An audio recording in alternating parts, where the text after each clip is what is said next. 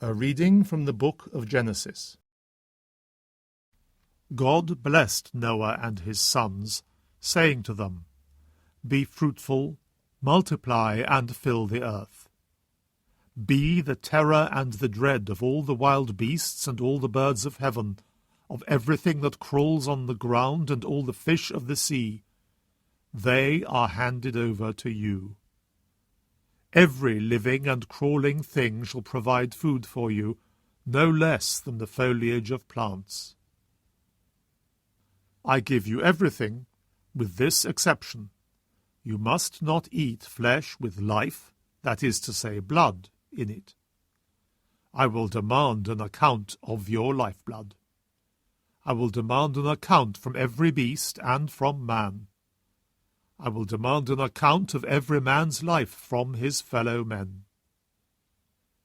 He who sheds man's blood shall have his blood shed by man, for in the image of God man was made.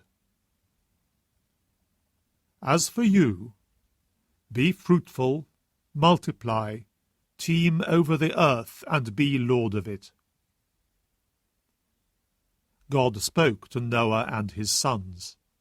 See, I establish my covenant with you and with your descendants after you, also with every living creature to be found with you, birds, cattle, and every wild beast with you, everything that came out of the ark, everything that lives on the earth.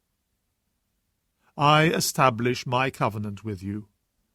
No thing of flesh shall be swept away again by the waters of the flood.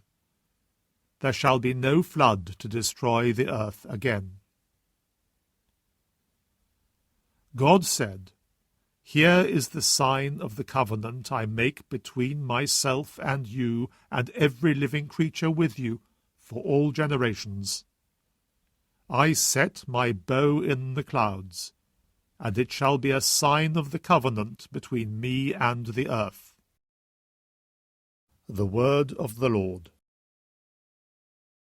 A reading from the Holy Gospel according to Mark. Jesus and his disciples left for the villages round Caesarea Philippi. On the way he put this question to his disciples, Who do people say I am? And they told him, John the Baptist, they said, others Elijah, others again one of the prophets. But you, he asked, who do you say I am? Peter spoke up and said to him, You are the Christ. And he gave them strict orders not to tell anyone about him. And he began to teach them that the Son of Man was destined to suffer grievously, to be rejected by the elders and the chief priests and the scribes, and to be put to death, and after 3 days to rise again. And he said all this quite openly.